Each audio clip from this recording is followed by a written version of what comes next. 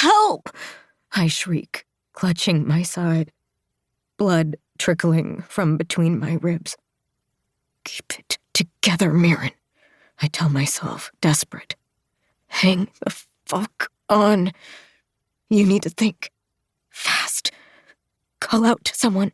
Get help before it's too late. I feel my heart regurgitating my own blood as if my soul were dizzy and sick after all these twists and turns. I made a mistake. It's over. I should have stopped. The street is empty except for the footsteps I hear behind my own. His shadow, distorted by the street lamps, grows and shrinks. Huge, tiny, enormous, non-existent, gigantic, ethereal. I lose sight of it.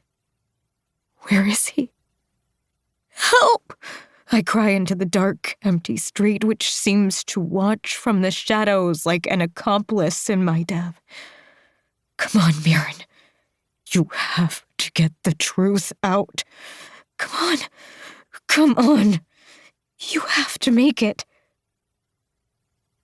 I don't have my phone, but even if I did, I'd be dead long before the cavalry came.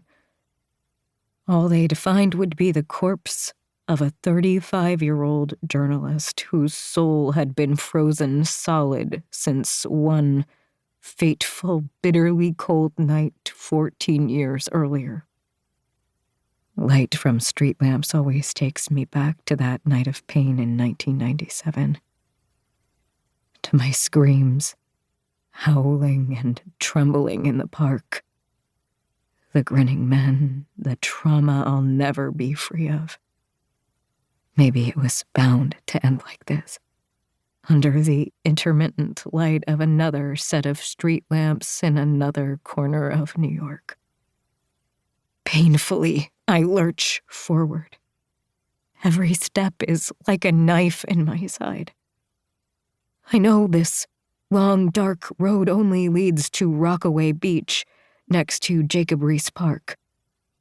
A long, wide shoreline battered by the wind and lashed by the insatiable ocean.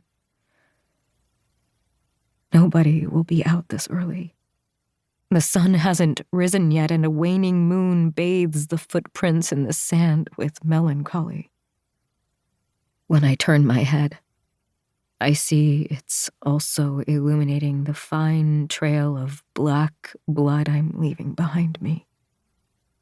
At least Miller will be able to track where I was headed. That's what you think about when you're about to be murdered. The clues that will help them identify your killer. His DNA in your fingernails, your blood in his car. Once he kills me, he'll take my body away. It'll be like I've dropped off the face of the earth. There won't be anything left but my articles, my story, my fears. I turn left at the end of the road and, with a speed that tears at the fibers of my already wounded muscles, I duck into a recess in one of the concrete structures of Fort Tilden, an abandoned army installation. Left to the mercy of the elements, the old fort has been reduced to inhospitable ruins on the tongue-shaped beach that protects Queens from the voracious Atlantic. And like Fort Tilden, I, who just a few days ago was a tireless journalist for the Manhattan Press, have been reduced to ruins.